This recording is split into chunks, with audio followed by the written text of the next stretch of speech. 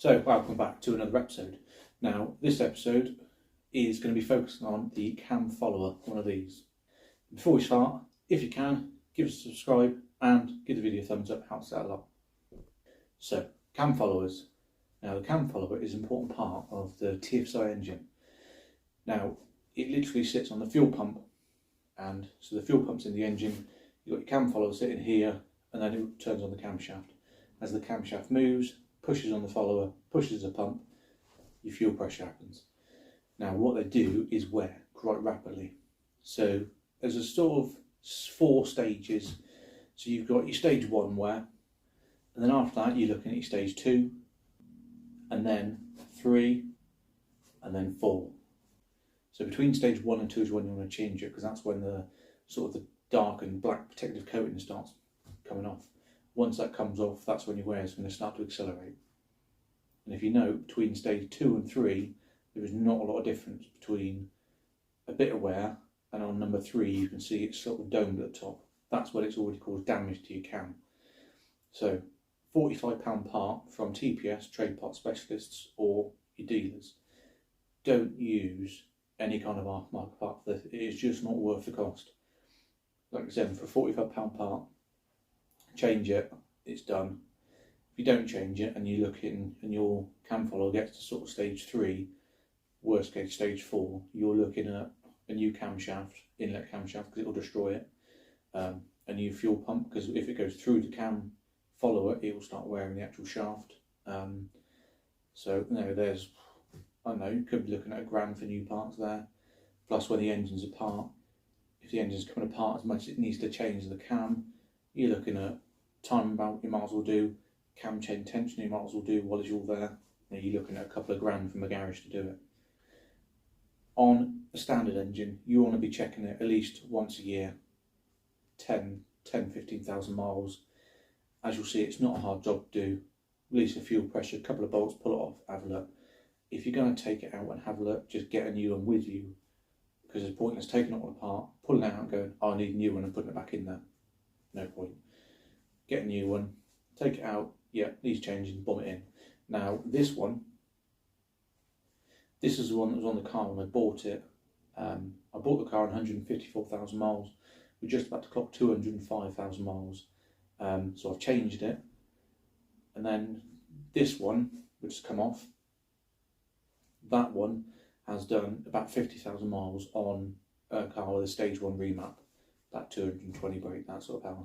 If you run a lot more power and a lot more higher fuel pressure, you want to be checking it every couple of thousand miles. Yeah, at least 5,000 miles. On that kind of car, you want to be doing plugs and stuff a lot sooner. But we'll won't stick that. We'll focus on your sort of standard everyday sort of car. Now on the later cars, 2006 I think onwards, VW actually changed the camshaft to a different material. So if the cam follower was to wear, it wouldn't damage the cam as bad.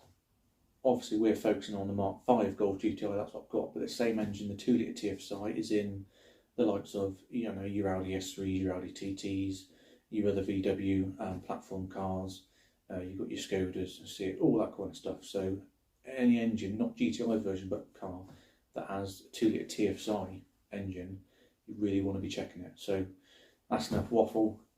Let's get on and I'll show you how to take it apart. So first things first, we need your airflow meter plug off. Ping it off like that, pull it off, tuck it out of the way. And then you want your turbo intake pipe off, 2 clips, plip, plop, pull that out there, and then you want the whole airbox engine cover off. Be gentle when you pull it off because it can break and damage other parts.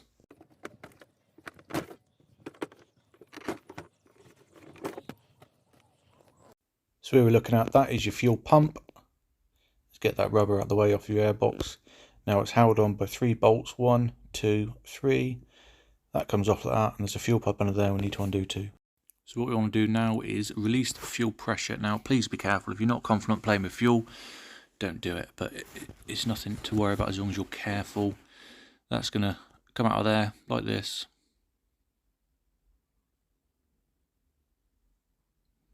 Just like a Schrader valve on your bike. There, a few dribbles and that's the fuel pressure removed. Now to undo the pipe, you want two 17mm spanners, one to hold the top union and another one to undo the union, which is part of the fuel pipe we need to remove. So that's the fuel pipe disconnected. Now let's move that pipe out of the way. Be gentle with these, they are quite fragile. And then these three main bolts. This bolt behind does need this front union taken out with a 13mm spanner or socket. When undoing the main studs, hold some pressure on the fuel pump so you don't cause any stress on the actual threads, because it is all aluminium. So there is, with the fuel pump removed, our little cam follower. So use your finger if it will fit inside, depending on how big your digits are, or get your big thumb in there. Ease it out nice and gently, and there we go, there's the cam follower. So while this cam follows out, have a nose look at your cam. This is a really good condition cam considering the miles on the car. So here's the new and the old one.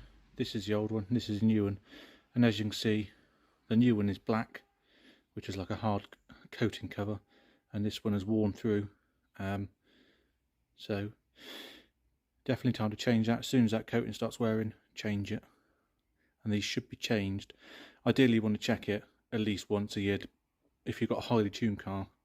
No, sort of every couple of thousand miles, because this gets a lot of strain through it, and you can see in that centre part it's actually worn all the way through to the silver of the metal. It's also on the inside you want to check again. This is the old one, and you can see that silver point there, that's where the fuel pump is actually again worn through in the covering. Again on the new one, nothing. So fitting it is the same as reverse. Make sure it's nice and oiled and clean, plop it in there and put everything back together. So that's the car all back together and up and running. Make sure you have not got fuel leaking out of these unions when it's running. You'll know if it will, because it'll be spraying out like a big mist. So there you go. Thanks for watching, and I'll see you in the next one.